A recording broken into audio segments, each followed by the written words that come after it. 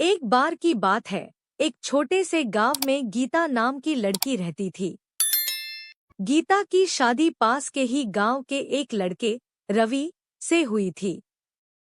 शादी के बाद गीता पहली बार अपने ससुराल गई। ससुराल पहुंचने पर उसे बड़े ही धूमधाम से स्वागत किया गया।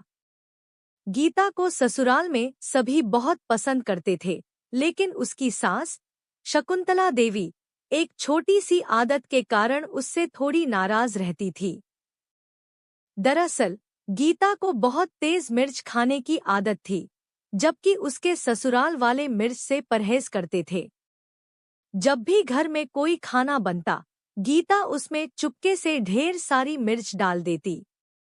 एक दिन शकुंतला देवी ने गीता से कहा, बहू, तुम इतनी मिर्च क्यों खाती हो? हम सब तो हल्का और सादा खाना पसंद करते हैं। गीता हंसते हुए बोली, सासू माँ, मिर्च तो मेरे बचपन से ही पसंदीदा है। बिना मिर्च के तो खाना खाने का मजा ही नहीं आता। यह सुनकर सासू माँ ने सोचा, गीता की इस आदत को बदलना जरूरी है। अगले दिन सासू माँ ने गीता के लिए खास योजना बनाई। उन्होंने सोचा, अगर गीता को बहुत सारा मिर्च वाला खाना खिलाया जाए, तो शायद वह खुद ही मिर्च खाना छोड़ देगी। उन्होंने गीता के लिए खास तौर पर अत्यधिक मिर्च वाला खाना तैयार किया और उसे बड़े प्यार से परोसा। गीता ने जैसे ही पहला निवाला लिया, उसकी आंखों से आंसू आने लगे, पर उसने कुछ नहीं कहा और खाना खाने लगी। उसकी सास उसे ध्यान से देख रही थी। गीता ने पूरा खाना खत्म किया और कहा, सासू माँ, खाना बहुत स्वादिष्ट था, थोड़ी और मिर्च होती तो मजा आ जाता। यह सुनकर सासू माँ के चेहरे पर हंसी आ गई। उन्होंने हार मानते हुए कहा, गीता, तुम सच में बहुत खास हो। अब से हम तुम्हारे लिए अलग से मिर्च वाला खाना बनाया करेंगे।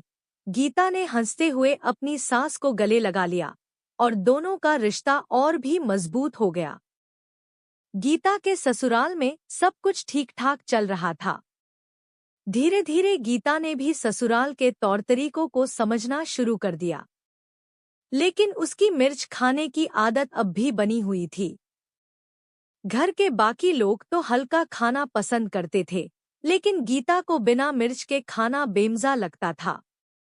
उसकी सासू माँ भी अब इसे लेकर ज्यादा शिकायत नहीं करती थी, पर मन ही मन सोचती थी कि कैसे गीता को थोड़ी कम मिर्च खाने की आदत डालें।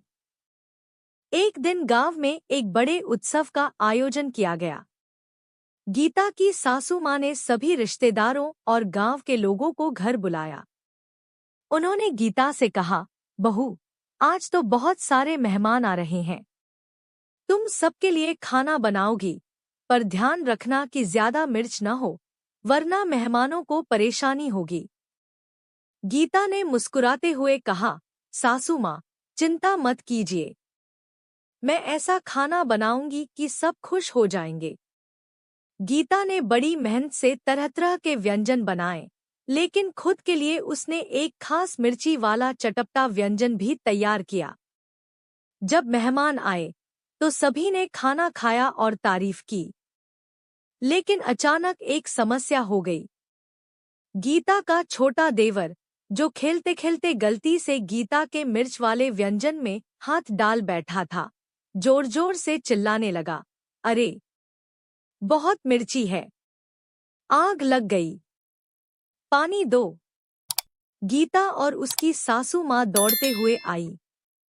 गीता ने तुरंत पानी का गिलास पकड़ाया और उसे संभाला। यह देख सासू माँ ने थोड़ा गुस्से में गीता से कहा, मैंने तुमसे कहा था ना, मिर्च कम डालना। अब देखो क्या हो गया। गीता थोड़ी शर्मिंदा हो गई, पर फिर हंसते हुए बोली, सासू माँ, गलती हो गई, पर चिंता मत कीजिए, अब से मैं मिर्च को लेकर और सावधानी बरतूंगी। सभी मेहमानों ने भी गीता की मिर्च खाने की आदत के बारे में मजाक करना शुरू कर दिया। लेकिन इस पूरे प्रकरण ने गीता को एक बात सिखाई, ससुराल में सबकी पसंद और नापसंद का ध्यान रखना भी उतना ही जरूरी है जितना अपने मन का। अब गीता ने फैसला किया कि वो अपने लिए थोड़ा अलग खाना बनाएगी, जिसमें वो जितनी चाहे मिर्च डाल सकती है और घर के बाकी लोगों के लिए मिर्च कम रखेगी। धीरे धीरे उसने ये कला सीख ली और उसकी सासू माँ को भी ये बात समझ आ गई कि हर इंसान की अपनी आदतें होती हैं, जिन्हें बदलना जरूरी नहीं, बल्कि स्वीकार करना ज्यादा महत्वपूर्ण है।